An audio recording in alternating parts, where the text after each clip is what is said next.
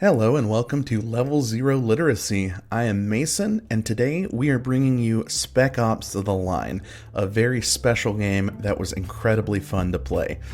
During the episode, we are going to spoil it from beginning to end, and folks, we are going to go to some really dark places in this episode. I'm going to extend an extra emphatic content warning for all the stuff we're going to talk about. It's going to involve the horrors of war, PTSD, mental illness, a lot of, bodily harm and dismemberment. So if you're not in a good place, this might be an episode to skip. If you're not, I would encourage you to listen because it's a really great one. Anyway, enjoy. Hello and welcome to Level Zero Literacy. My name is Mason, joined again by my beautiful co-hosts Buck. I need covering fire. And Sam. I hate grenades. Today we're talking about a fantastic little gem from the 2010s called Spec Ops: The Line. Spec Ops: The Line is a 2012 third-person shooter that was developed by Jaeger Entertainment and published by 2K. The game was directed by Corey Davis and Francois Coulon and was written by Richard Piercy and Walt Williams. The game sees the player starring as Captain Martin Walker as he leads a squad of two other Delta Squad members through the ruins of Dubai in search of the elusive John Conrad, leader of the damned 33rd Division. The game takes inspiration from gameplay-wise other third-person shooters of the time, including Gears of War and Call of Duty. And as far as writing, it takes what seems to me very, very heavy inspiration from works like Heart of Darkness. What do you guys think? I can't believe this game came out the same year as Dishonored, and Dishonored is lauded as this like masterpiece, and this game has kind of been forgotten to time. Mm-hmm. It's definitely more of a cult hit. It hasn't really had its same level of popularity as Dishonored has. Yeah, and especially since we talked about it a little bit off pod last week, I think, or maybe it was on pod about 2010s games. I do think this game is, like, I hear people talk about it and say it has a good story, but I really think people undersell how interesting this game is. It's super, super well made. I went into this game kind of like knowing some of the big story beats, like you end up turning on your fellow Americans and the wife lost for a scene and all that. But the level of detail there is in this game really blew me away. Everything from the major story beats all the way down to specific character interactions and the minutia of how things play out over the course of the story. I think what I would say is what I was impressed with the most, and this is saying a lot because this is a very impressive game, is what a third-person cover shooter does as far as imagery and sound design. Yeah. It is unparalleled with games from this era. I thought it was really, really cool how they were able to integrate music into the game by developing this radio system, this system where there's a guy who is broadcasting as if he's a radio DJ all the time. But even after you blow up his tower, there's still music playing, which makes me think that it's like, it gives you a little bit of like concept of PTSD or delusions or, just becoming comfortable with the situation. And as a result of that, like kind of treating it like a game as a soldier. Yeah. It's really cool. All the music is diegetic in one way or another. It exists in universe. A lot of it is the radio man fucking with the player character, like pretty openly. And then even after the death of the radio man, there's been an event in the story that kind of sees the main character's mental state rapidly decline, right? And at that point, he's experiencing heavy hallucinations. And at that point, the music is still diegetic because it's hallucinated, right? The game plays with a lot of themes of, the horror of war, how it dehumanizes people who partake of it, how it dehumanizes the victims of an occupying force. The game speaks very at length about torture, about American interference in the Middle East, which is a very salient thing, a very specific thing coming from a shooter game, especially from the early 2010s. Yeah, exactly. This was still, even 10, 11 years after the 9/11 attacks and the invasion of Iraq, like this was still like something that you didn't really see touched in a lot of media in the way that this does, and in a very, very anti-war way, in a way that condemns the U.S.'s actions in a lot of very specific ways. You see graphic depictions of white phosphorus attacks, graphic depictions of waterboarding and torture. I like that it doesn't really try to paint any of the factions in this game as the good guys. Yeah. All of the factions in this game end up being morally gray except for the CIA, I think. Mm-hmm. I do think if you count the Arabian survivors, those people are allied with the CIA, but they're not really. I don't know. It's hard because they don't really understand the CIA's true motives. Yeah. Whereas, like, they're just trying to defend their homes. They're just trying to give themselves some resistance to the occupying force. I love the depiction of the CIA in a very realistic, historically grounded way. Yeah. As people that are only around to protect the United States' interests. The cleanup crew. Yeah, the cleanup crew, the cover-up crew. Mm-hmm. Right? It's none of this like, oh, they're these steely police type people who are looking out for the greater good. It's like, no, these people just are solely focused on the United States image on the global stage. And I like how, one, they acknowledge that, and two, the Delta Squad, your characters are like, this is a CIA guy. He's just here to, fuck around and do whatever the CIA does. They're not really our allies, like. It feels so grounded, so like refreshingly grounded, especially when compared to like Call of Duty, when compared to Gears of War, where the violence is the point, and it never, there's no meditation, there's no thought given to the effects, at least not in the same way that this game does. Before we get too far away from the violence point, the fact that executions give you so much ammo. Yes. Oh no. It's wild. Oh, it gives you, and it plays into a very specific thing that happens with executions that I'll get into or maybe y'all will talk about. I don't know if y'all noticed it, but yeah, it's so good.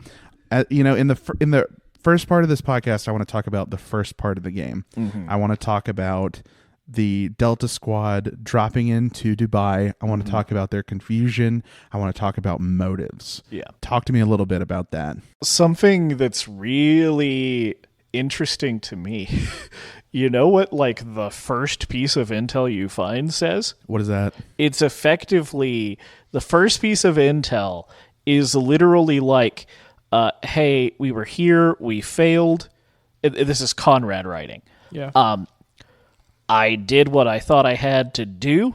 If you come here and you see my guys, they're just here following orders. And that's effectively what it says.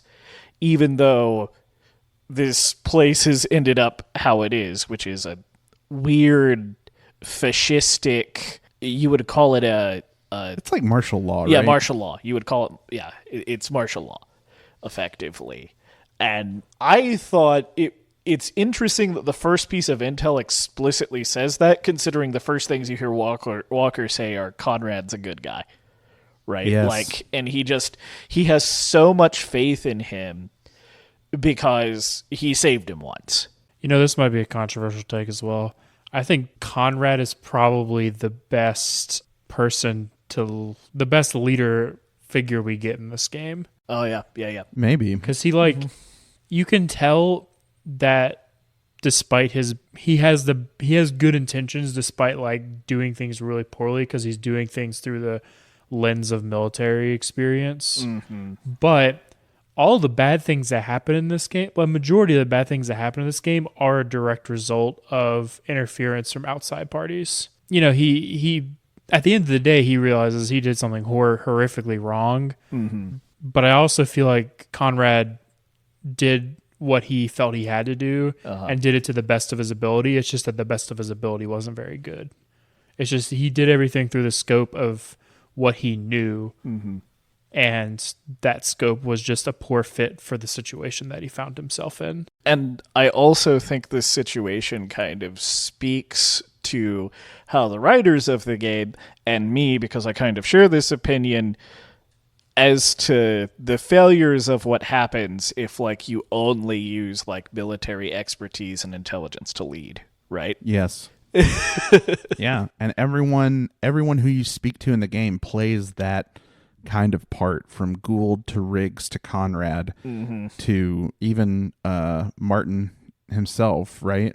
It's all, they're all military men. Yeah. They're all people who have been trained in a certain way, and that is to establish control and to lead by force and to follow these military protocols, and they do, and it never works out for them. The reason I wanted to talk about the beginning of this game specifically is that it is one of the most shocking things to me in this game, and mind you, a lot of things are very shocking. One of the most shocking things to me is that one of the first lines in the game is that the mission, Martin Walker, the player character, says that the mission is to help Conrad. They are there to sort of recon the situation. They are there to figure out how bad things have gotten in Dubai and then see if they can help, if at all possible. And then shockingly quickly by, I think, chapter 2, you are fighting the 33rd. You are slaughtering the 33rd. You fight a few of the insurgent like UAE residents right at the beginning. Right at the beginning, and then you never fight another one. It's like you are killing Americans very fast. The mission just like falls to shambles. And like it's difficult because one, Walker is an unreliable narrator throughout the whole game, right? Like, and you perceive things through Walker. You can't perceive other things. Exactly. And so like you can kind of see where he's coming from the things he's perceiving and hearing, but he also seems to be really malleable to new information and not question it at all. Right. No. Like he just listens to what the CIA guys say. He's a soldier. He's just he's bred to take orders. Right. So he's just these people he views as higher ranking than him. He's just taking them at their word until he has a reason to believe otherwise. He also believes, and this, I mean, I don't think this is necessarily a bad thing to think, but it's part of his undoing, is that if people are not actively trying to shoot him, then they have to have his best interests at heart. Yeah. Right? And this squad goes back and forth on whether or not the CIA can be trusted, and Walker will say, like, well, we can't trust them, but they're not trying to kill us, so we might as well help them along, right? And, they turn out to be one of the most destructive forces anyway. They steal the water from the populace. They try to clean up all of the 33rd so that no one can report that America is behind all of the horrible things that happen. Yeah. And it's so good, especially, and like, I want to go back to the imagery in the first part of this game. You'll just be walking through like sort of quiet parts of levels, and the graffiti and the art that you see in the levels is stunning. The graffiti that's like revolution grows when blood meets sand, or like Americans leave, we only wanted water. All these other great examples of these just like very chilling things that seem to, I mean, you can miss them if you're just trying to move from objective to objective, but they paint the UAE residents as just unfortunate victims of what was supposed to be disaster relief. And they're victims of everyone, right? Yeah. Like the lowest totem pole of people had to suffer from their actual government failing them and not telling them what was going on. And then the occupation force, effectively, which supposedly wasn't meant to be an occupation force. It was meant to get them in there and out. And because of the storm, they, for some reason, couldn't get out. I'm not sure. The logistics of why they couldn't leave are never really explained, right? Well, there's a piece of intel that's like the sand flying around will just rip the skin off your bones. Yeah. Yeah, it's just to weigh. You just can't be outside. absurdly dangerous. But you can fly in and out, right? So if you can fly... Kind of. Well, I don't know that we got in. You come in after the storm, right? The storm has already... The worst of it is past. The storm exists still. Yeah.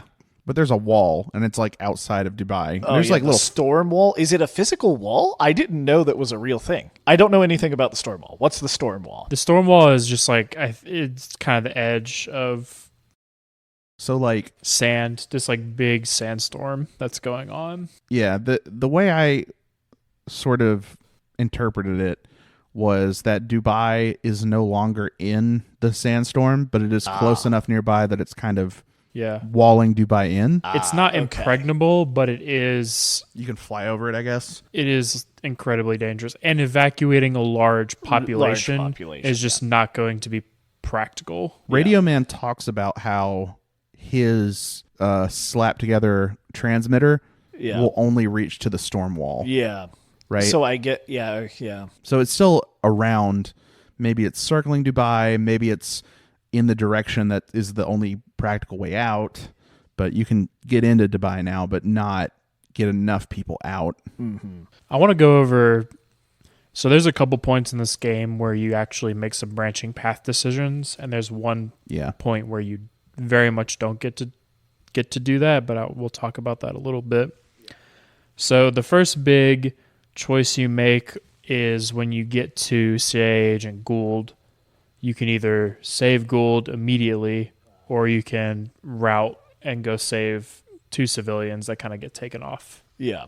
That's not really the first...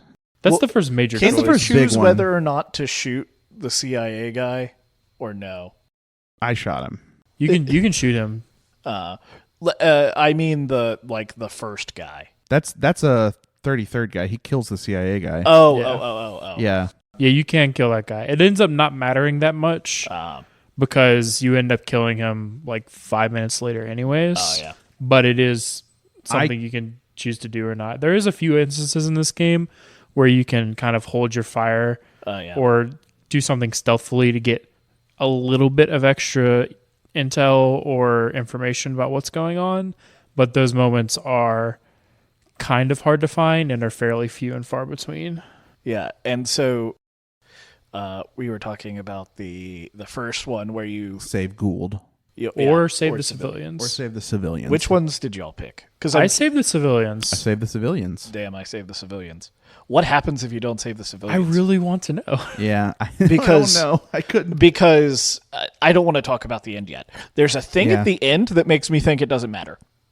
I'm sure that... I don't think it... I guarantee you Gould ends up dead regardless. Yeah. But you would probably get some information from him that would be proved to be beneficial later on. Although ultimately it wouldn't be useful because of what the CIA actually wants versus like it's funny because if you choose the civilians, Adams is happy and Lugo gets mad, right? But like I understand maybe Lugo's frustration that he doesn't want to be here. He doesn't think they should be here, and you lose your link to information.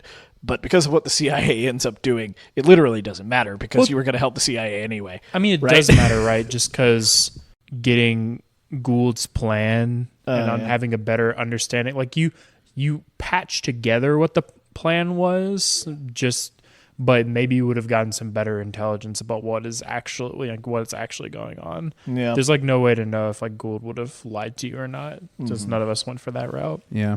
So the next big choice was when you're brought to the soldier and the civilian who are the execution. Yeah, the execution, and you can either shoot either of the civilians. You can either shoot the civilian, the soldier, or you can fire at the snipers. So this one is interesting because I didn't really grasp the weight of the decision until after I'd already chosen.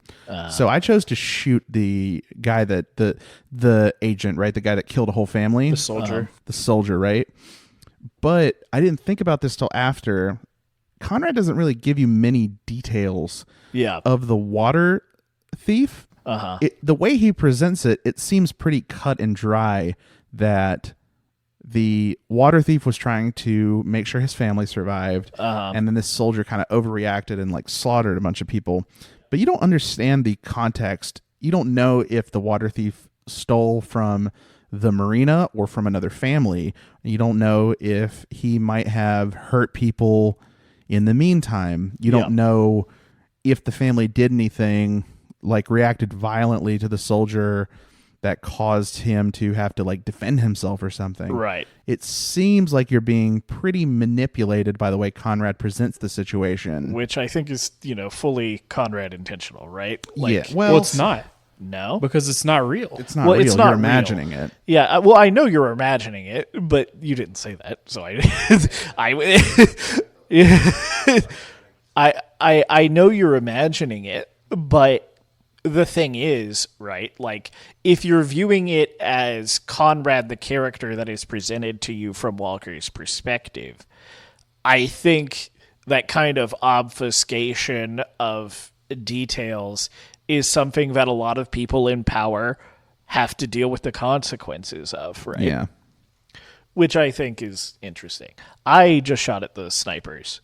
I didn't even know you could do that. Yeah, which I'm like, these guys are hanging here anyway. Well, the really interesting thing to me is that a lot of the choices in this game are obscured generally by one thing being very clearly presented to you. Yes. And you actually having to devise how you're supposed to go out doing the alternate thing. But it's a consistent thing, right? So it's like very on purpose. Yeah. I can't believe they put so much effort into choice of, like, they're kind of small story things. I can't believe they put so much effort into choice in a game like this. I don't think I've ever seen that, I'll get to that in a minute as well. So the next one is whether or not you allow, whether or not you kill Riggs. You mercy kill him. I did not. I missed. I So you would have killed him. Yeah. I killed him. I did not kill him. I let him burn. Why? So why did you let all the other civilians earlier in the game crawl around? Because they were innocent. So why didn't you mercy kill those people? Because I didn't really think to shoot them at that point in time. Mm-hmm. At that point, so this game plays with your expectations in a lot of ways. You don't really think of those interactions as choices because they're not presented to you in a sort of cinematic way where you have choices. I could have spent a bunch of ammo on all those other people who were innocent in order to be morally consistent throughout the game. But at that point, I was just thinking Riggs is a monster, and I thought that he deserved to suffer for the horrible monstrous things he had done. Yeah. I didn't want to give him an easy way out. All those other people, and maybe this is part of, I know it is part of the messaging of the game, is you don't really view the civilians as important or as much of humans as you do the 33rd or the CIA agents. Until the white phosphorus. Until the white phosphorus happens. No, but even after the white phosphorus, there's a tiny little interaction that I learned a lot of people processed a different way than me.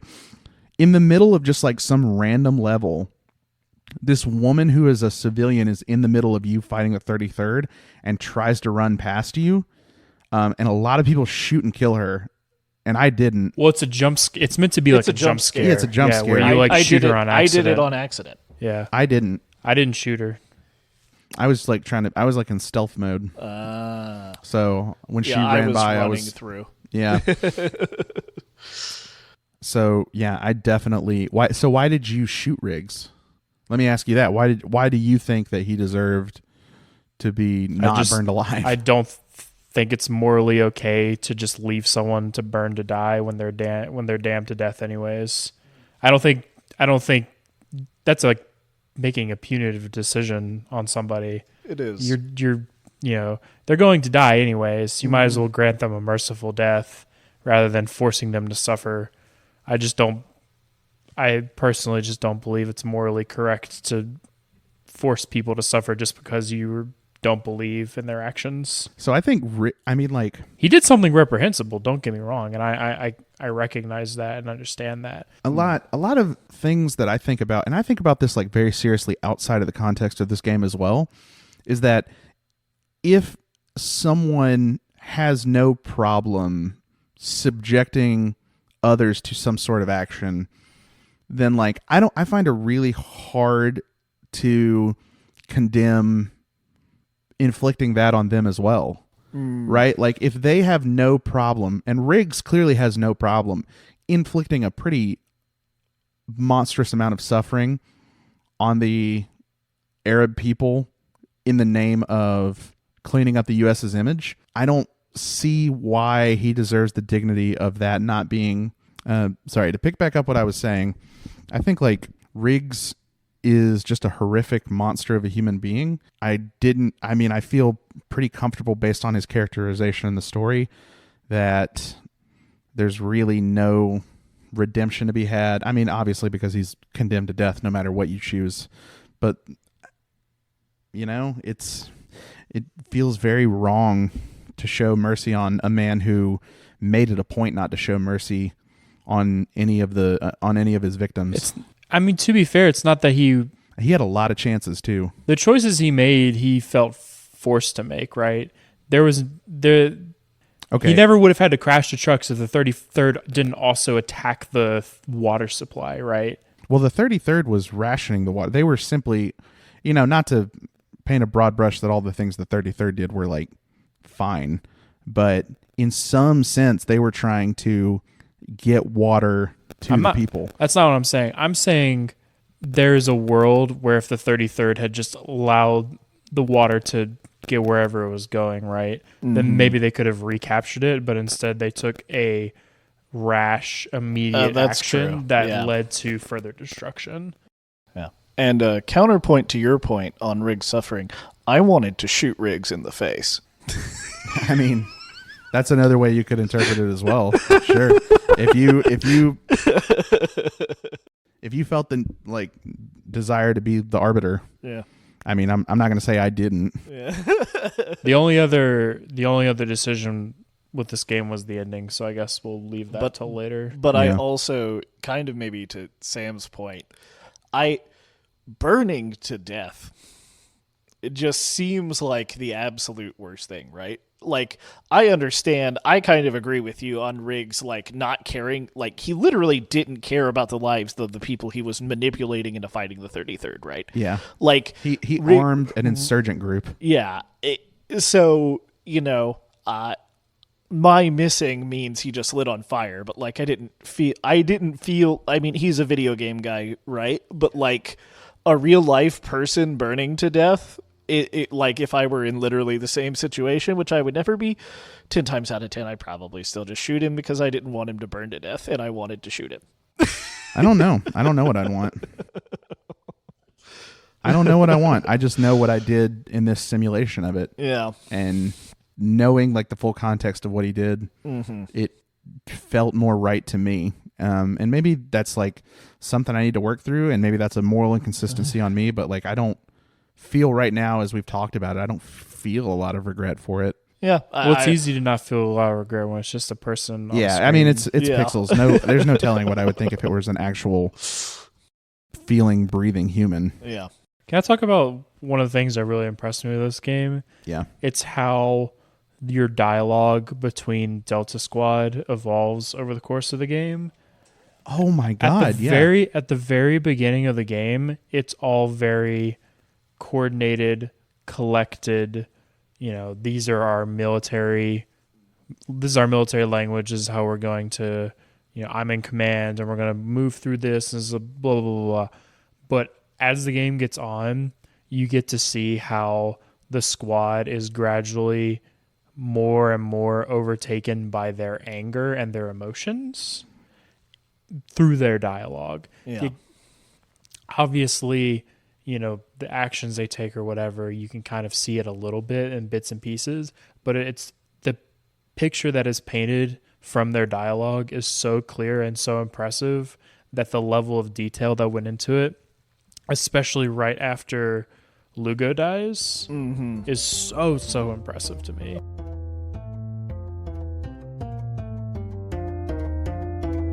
Hey, what's up, everyone? It's Mason popping in for the mid-roll ad. I'd like to remind you to maybe take a breather, go do something that makes you happy. I know this episode's content is, like I said earlier, very heavy. At any rate, please like, comment, subscribe, do all those nice social media metrics that are going to push us to the top of those algorithms, and of course, rate us 5 stars. I'll go ahead and shoot you back to the episode now. Bye-bye. There's a decision we didn't talk about. What's that? Oh, you're talking about the crowd? Yeah. The crowd. Lugo's execution. That one is like, I was impressed with how they obscured the alternate choice. Yeah, I had to reload because I'm like, so I tried to walk out twice. Yeah, I did too. I tried to just walk out twice. It seems like you can melee, but I think the intended thing to do is shoot in the air. It is. To not have to kill civilians. Yeah. So did you kill people? I did it. I did it. I saw what happened. I got the achievement, and then I reloaded to last checkpoint to undo it. Okay. Because I kept dying. I'm like, I can't figure out how to not die to this crowd. That's the point. So, yeah. So that's the point. They want to drive you as a player to be angry enough to start shooting civilians. Yeah. Because that is what might happen in the mind of a soldier. Which again, like, I guess I don't know. I don't want to like blindly praise this game and say like this game is like so amazing like mechanically or whatever. It is, but it is. It's so good at doing that. Yeah. Like I don't really have games make me feel like that typically, right? It's so brilliant in that it actually forces you to be in the headspace of these soldiers and actually make you do some decisions as if you were in the place of where they were at. So for that decision, I thought that I was going to have to fight out, and I just shot into the air like, well, see if it works. And I breathed such a sigh of relief, like, oh, I'm not going to have to slaughter these. Yeah, this isn't the airport scene, the infamous Call of Duty airport scene from Modern Warfare 2. Oh my God. I was like, I am for sure going to have to, like, it seems like something the game would make you do. So let's talk about something that I learned doing a little bit of research about this game. So originally in the development of this game, the white phosphorus scene was actually going to be optional. And there was going to be a large branching path that happened as a result of whether or not you did it. Now, sounds like something you would run out of dev time for. Yeah, so there's no clear answer as to why they cut it. Some people said dev time, some people said messaging or whatever. But I think this game does end up being a lot stronger by that being a non-optional plot point. Yeah, a plot point that is necessary to happen, because not only does it really send home the message of the game a lot better and kind of shore up some of its points, I also think it makes the ending of the game a lot better than it could have been. And kind of to your point about it maybe seeming like a choice but not being a choice, I was being really dumb in this scene because I saw them talk about that, and like the game says there's a choice, right? Yeah. There's always a choice. And I didn't realize this. I should have realized this. I picked up a sniper and started shooting snipers, and as soon as you kill one, another one spawns behind him. Another one spawns behind him. Another one spawns behind him. And I didn't realize this. I went through that sequence and died. And I'm like, wait, I can't. I have to. Yeah. I have to use the thing. This is something I learned during my research for the podcast, but if you try like really hard not to, eventually all the soldiers will just auto lock on you and shoot immediately once you exit cover. Like they'll just like aimbot you as a way to funnel you to force you to do it. And I do think that like the white phosphorus scene, despite it being one of the most talked about things about this game, despite it being one of the most highly discussed scenes from really any video game, right? You can't understate the effect it has on you as a player. And it acts as a huge turning point in the game in such a beautiful way, right? The Walker coming to the realization that he's just destroyed the lives of thousands of the people that, or not thousands, 43 of the people that he was trying to save. Beholding the burned remains of the mother and daughter acts as like the catalyst for the hallucinations and the psychosis and the PTSD and the shell shock that haunts him for the entire last third of the game. And it's so perfect. It so perfectly captures like everything that the game is in a moment. It's so, I don't know. They struck absolute gold with that one moment. Now, real quick, I want to see if I got a glitch with the white phosphorus thing. I'm pretty sure I did. I just want to make sure. After you do the white phosphorus thing, you walk through, right? Yeah. You see the suffering, and you get to this guy, and this burned flesh, and he says, "Why?" Right? I had to do that walk twice. Oh? Yeah, I think the game, put you back in the wrong place? Yeah, it literally, it went to it, I got him, it showed the cutscene, and then it gave me a loading screen, and I had to do the walk again. It probably just, missed. So it was a glitch. I wanted to make sure it was yeah. a glitch, because I didn't know if it was a glitch or the game fucking with me. You caught the end of this cutscene, right, though? The funny thing is that it could be the game messing with you. That's totally, because that's a thing that happens later with some of the checkpoints where instead of giving you a you died and everything, you just spawn back to where you were as if nothing had ever happened. Wow. And so the end of that cutscene where he says we were helping. Yeah. Oh yeah. And I'm like, wait. Which, it is speaking to how the group dynamic changes after this happens, right? Yeah. Walker doesn't question what led him to him doing this, right?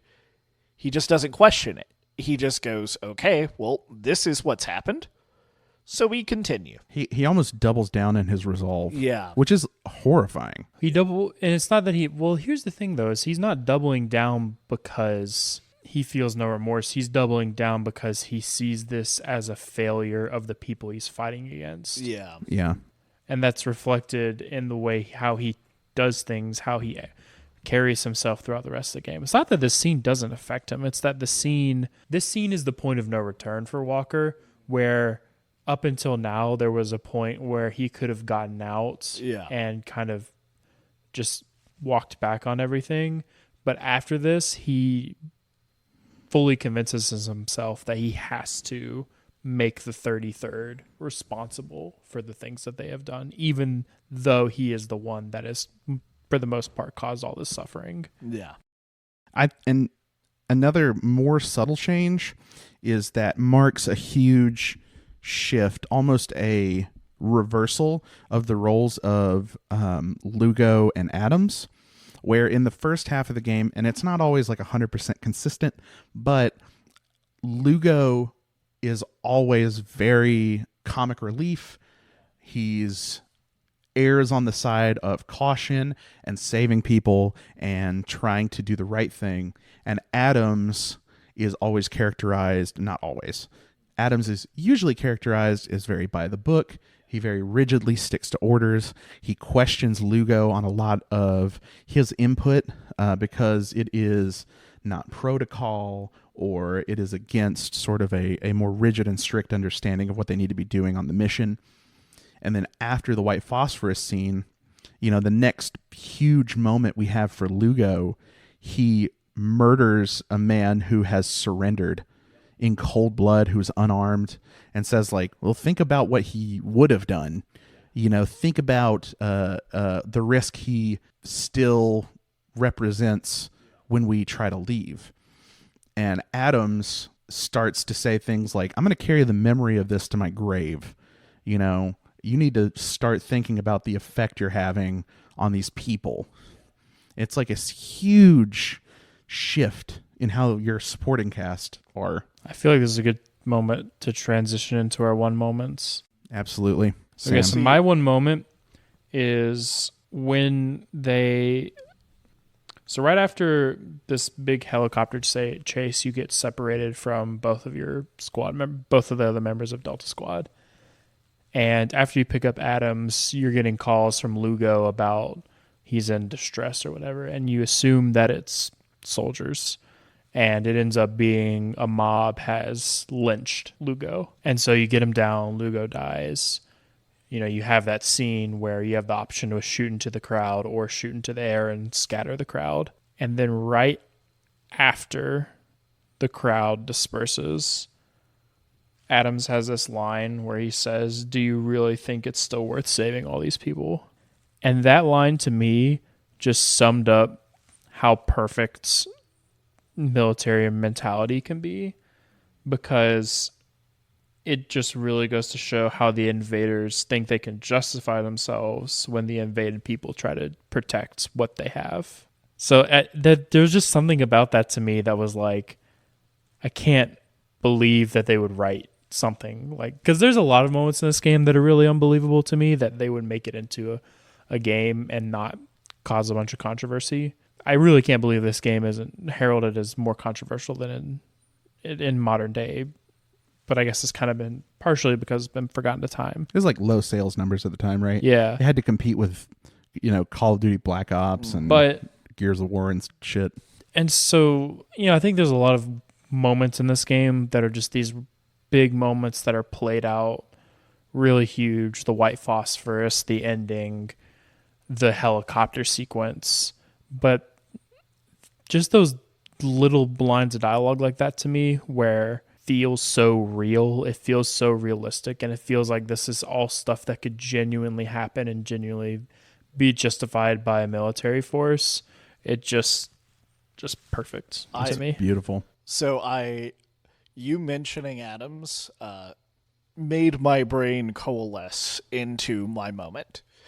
So after Lugo is lynched, you and Adams are effectively just going on a killing spree on the 33rd. Yeah. You are both pissed off.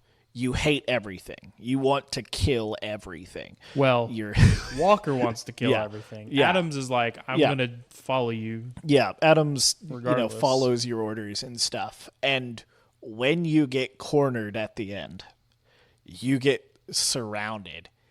And Adams is just like, everyone surrounds you. They say, put down your weapons, surrender.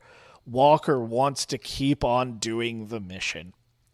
And Adams is just like, why should I surrender? Just shoot me. You all have guns. Just shoot me. And when Walker says, I have to keep doing the mission for as long as I breathe, and then Adams just takes him and fucking throws him and says, well then, after saying, well then, breathe. God, and then you hear Adams just firing back at them, and then they retaliate, and Adams is death. And oh man, that moment was so good. Yeah, it was incredible. Literally followed his commander's orders all the way to his grave. Yeah. Even though there was no logical reason for him to continue to listen to his word. Yeah. So my one moment, I'm going to circle back around to something you said earlier. You said that one of the coolest things about this game is how much ammo you get from execution. And I think you're referring to my one moment, a really subtle and really beautiful way that they characterize the very sharp decline of the main character. At the beginning of the game, if you execute a person, it'll be like a quick shot to the head, or you'll snap their neck. It's very fast, methodical, matter of fact, straight to business, right? But at the end of the game, and this is my one moment, after you've witnessed the white phosphorus deaths and the player character is like very quickly like spiraling downward, you'll start crawling on top of people and choking them to death, or like shooting them 2 to 3 times in the head. you'll be swearing profusely or grunting or screaming, and it's just like, it's such a small thing, but it says so much about the need for vengeance that you feel, the animalistic almost desire to kill, to make right that Walker has. And to that point, like you see that happening all the time. Like you see that happening throughout the game. And like there was one point where I noticed it because like I executed people as little as possible just because of how like brutal it is. Yeah. And it just felt kind of wrong to me. It also doesn't come up super often. You have to melee someone to do it usually. It comes up it came up pretty often for me. That must be a difficulty difference. Yeah. Oh yeah, I bet on higher difficulties they probably don't want to give you as much ammo. You have to play very slow and very passive on high difficulty.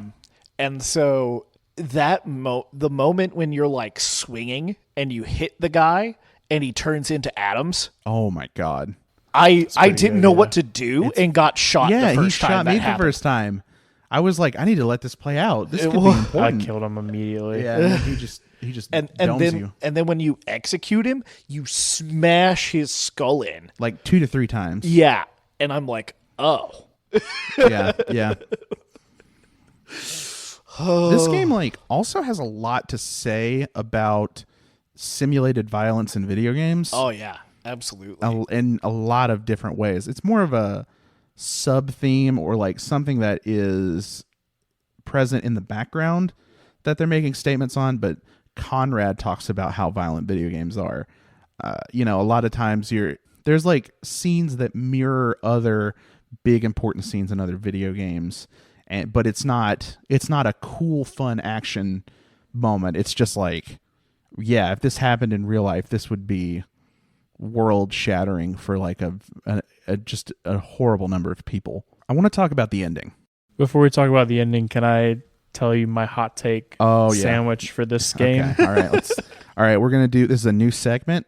Yeah, we're calling it the hot take corner. It'll probably be a different person every episode, but I'm taking whoever the first one. We're not going to do it every episode, but whoever has the hot take, they get to go to the hot take corner. All right, here's my hot take. Okay. I think the intel system is bad in this game. Really? I think it's really nice to have these things that flesh out the world and the characters a little bit. I think the implementation is so genuinely terrible that it is a net negative to the overall experience. Can you give me an example? I think the fact that you have to slow down the pacing of the game to force your players into looking into these weird and obscure places, because it's not like the intel is everywhere, right? There's 0 to 2 pieces of intel in every level. So, and the levels vary wildly in their length. Each mission, some missions are like 5 minutes and some missions are like 20 to 30 minutes. So you never really know how much time you have to look for intel. And as a result of that, you spend so much time just searching every little corner and you're like, oh, it would make sense for there to be a piece of intel over here. There were a lot of instances of me like, oh, well, there's got to be a piece of intel here because this is like kind of an offshoot little corner, and there wasn't. Exactly. And every time it's like, I feel like the whole point of this game is that you are constantly put in these horrifying, terrible scenarios that me slowing down to pick up this piece of intel that is going to give me what is ultimately a very small amount of information feels like such a waste of time and has such a bad effect on the pacing of the game for me that I wish it just wasn't part of it and they had found different vectors to divulge that information to the player. What if they had put all the intel in the way? It'd be fine.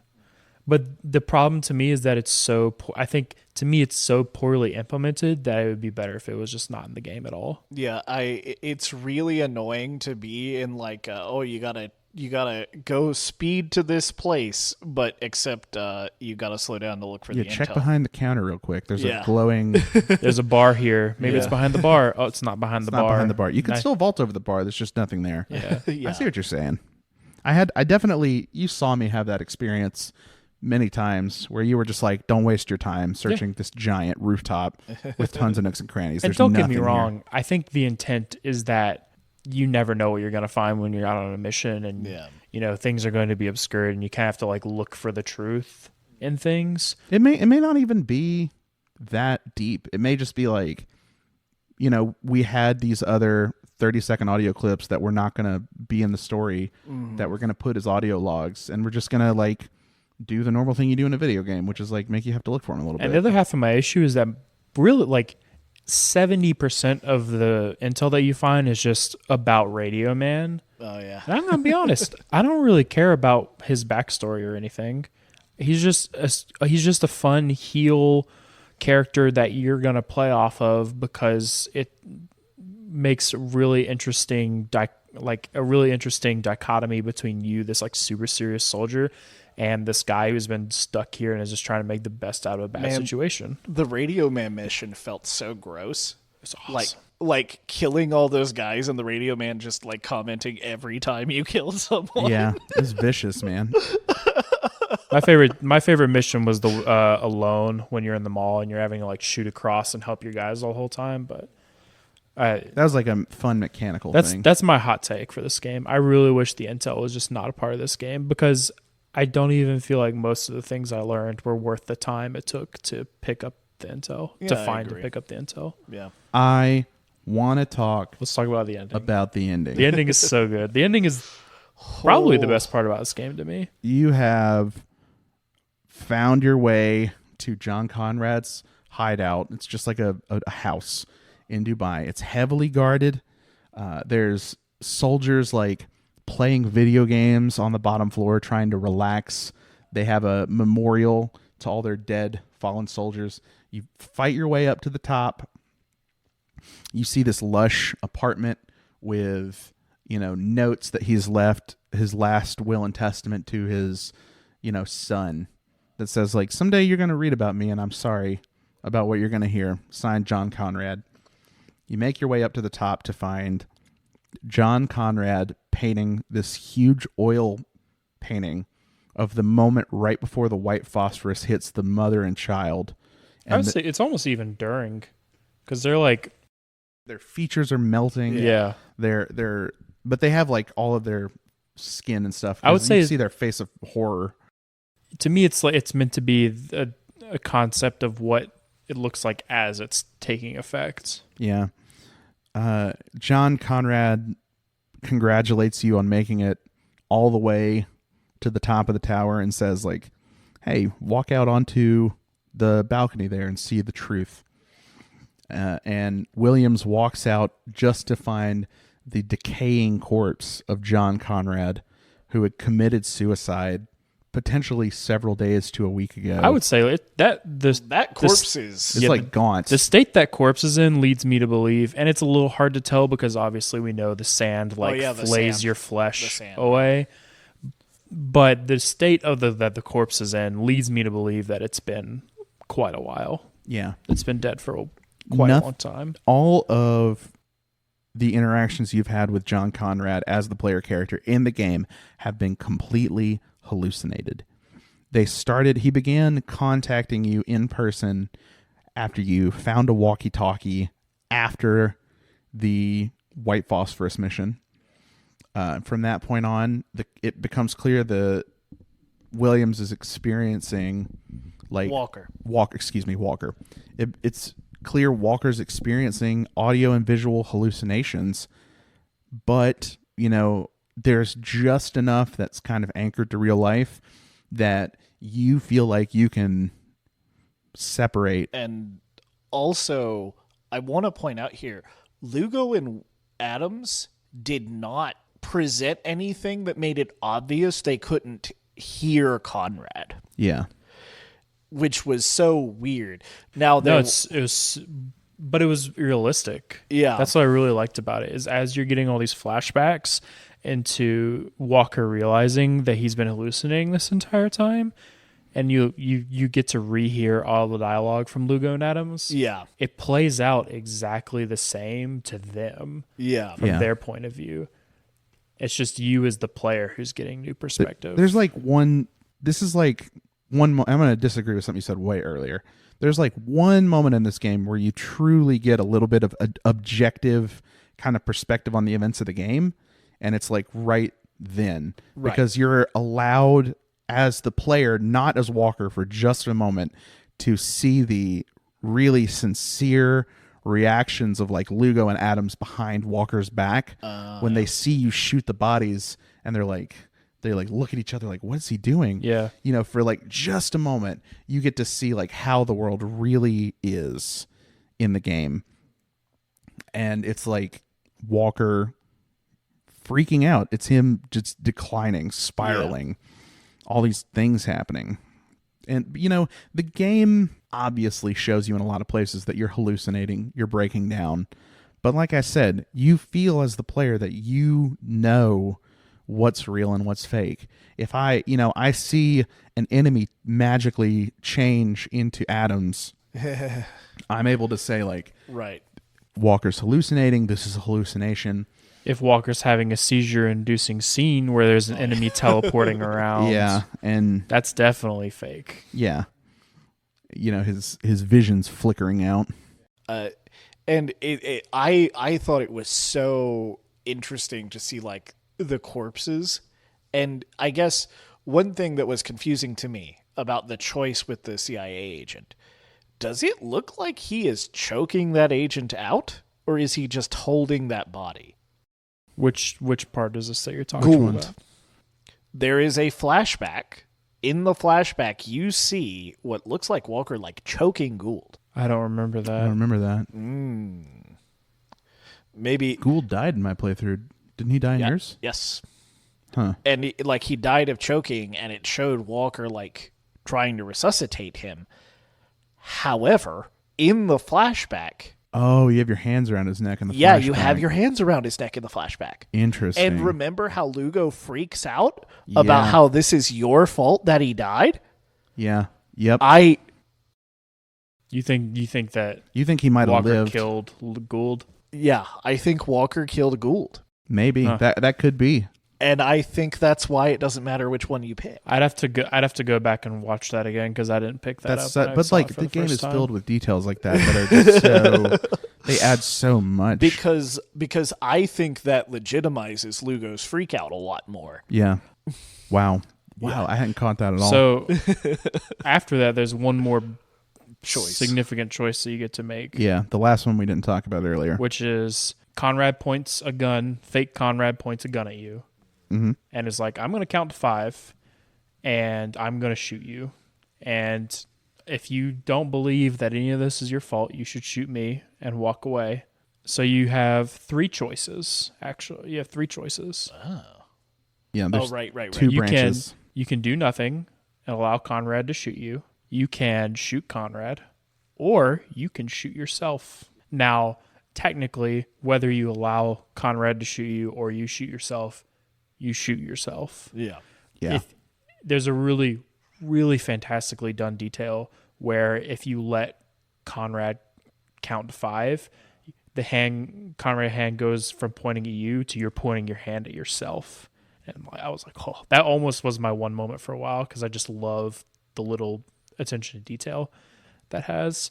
And then if you choose to shoot Conrad, the fake Conrad, you call out to your military command, and then you have a little epilogue that you don't have otherwise, where you can either surrender yourself to the U.S. military or fight against them, and eventually align yourself with the 33rd. So I want to hear y'all's choices first. I know what Mason did, but I was shocked and frustrated, and I was like, look, I want to see what Walker does. And I shot Conrad as my first choice.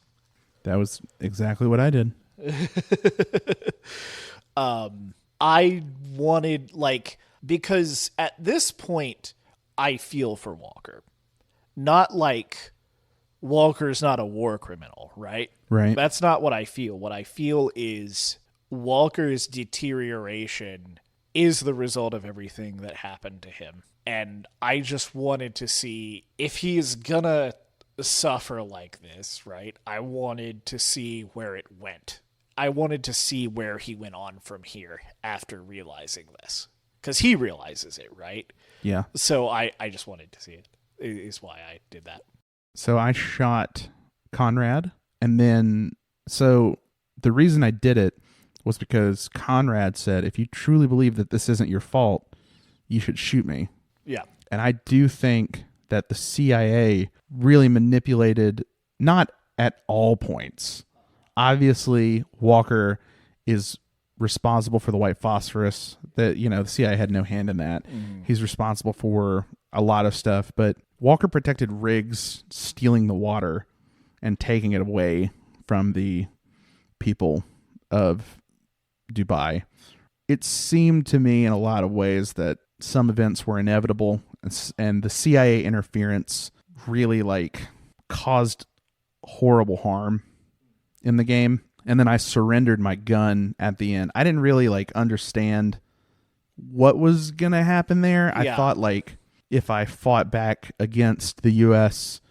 Army coming to rescue you, it would be like a death by police, kind of like the ending of Red Dead Redemption or whatever. Yeah. Really, it's like the ending of Halo Reach.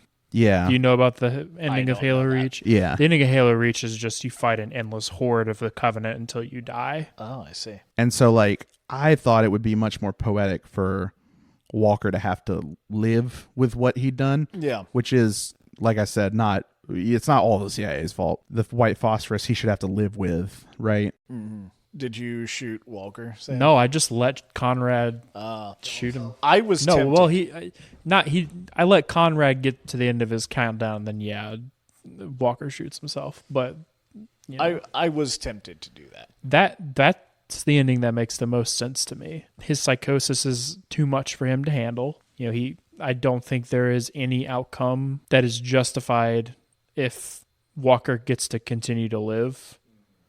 Because the military is not going to convict him. They're going to say that all of his actions were completely justified. Yeah. Yes, he has to live with the things that he did, but there's never going to be any actual justice done for what happened in Dubai, right? To me, I guess morally, I don't agree with the idea of just letting him commit suicide. But logistically, right. I think to me, the idea that he's not going to go into a just world.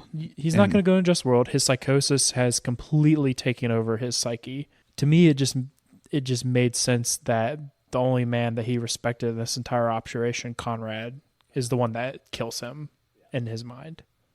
It's really complicated. There's a lot of things wrapped up in it. I personally don't see suicide as a fitting conclusion narratively. Ethically, maybe. No, ethically, absolutely not. Like I'm not even going to question that. Yeah. See, I have a different beat on Walker than you do, I think. I personally think Walker... Now, maybe this is my bias as to the epilogue happens if you shoot Conrad. Yeah. I think Walker probably... I think Walker stands by his convictions and shoots Conrad because that's what his goal was, right? I don't know. I don't know. I think Walker is just a fundamentally broken person at the end of this, and confronted with the idea that none of it was real would lead him to a moment of paralysis and self-retribution. I really liked one of Conrad's last lines, which is like, hey, be thankful. At the end of this, you get to go home. And in my mind, the way I sort of saw the last moments of the game, the way I chose it, it's not that he gets to go home, it's that he has to go home. Yeah. It's that even the thing Conrad outlines as his one blessing is there's still a twist to it, which is that he has to live. He doesn't get to die with all the horrible things he's done. He has to live with them. He doesn't have it like Lugo or Adams, where taking it to their grave meant just a little bit longer. For Walker, it's taking it to your grave is going to be the rest of your life. And knowing what you've done, knowing you're a monster. And I really like the line at the end when they're taking Walker away in the truck, and the soldier asks Walker. I think I don't remember the specific wording, but it's something to the extent of, "How did you survive this?" And he says, "Who says I did?" Yeah. That's a good line. Is there any kind of quote like that in your ending? No, you're just dead. It just cuts to black. It's the credits and then the main title screen. Wow. Which makes, I think, perfect narrative sense to me. Yeah. All in all, masterpiece of a game. Oh yeah. I think this is like, as far as my enjoyment of the story, the writing, this is up there with like the Metal Gear and the Disco Elysium. Like, this is like a cut above. It definitely has some issues to me that kind of hold it back, gameplay wise especially, but also the Intel system and everything. Yeah. But I think if they had just streamlined things a little more, this would be like a 10 out of 10. Almost perfect. Yeah. I miss games like this existing in terms of like bigger studios making games like this, like short games that you can actually finish in one sitting. First single player games with like a lot of narrative to them. Yeah. Well, I mean, this game's 6 hours long, right? And it was a 60-hour game when it was released, right? And like those things don't exist anymore. AAA studios make multiplayer live service games and like 70-hour RPG experiences. Yeah. Thank you, indie studios. Which is a good transition to what we're going to be playing next episode. Right. So this is going to be all for Level 0 Literacy this week. I hope you enjoyed listening as much as we enjoyed playing and talking about it. I got to say, this was truly a delight, and I have really enjoyed everything from playing this game to recording it, talking about it. Next week is going to be another great game that Sam turned me on to last year. It's called Chicory, A Colorful Tale. So make sure to check that out if you're looking to play along with us. Also a pretty short single-player experience, like 8 hours. True. Spec Ops: The Line you can get on Steam. I don't know about any other platforms. It's an older generation game. You have to buy a used copy. If you're looking to pick up Chicory, A Colorful Tale, it's on every major platform. Steam, Xbox, Game Pass. It's on Game Pass. It's on PS Plus extras tier. You get it anywhere. We have been Level 0 Literacy. I think that's it. If we get to 1,000 likes, comments, and subscriptions, Buck will invade a small Arabian country for their oil. Buck's gonna just reenact all of the acts of this game. Please do not subscribe to us. Goodbye.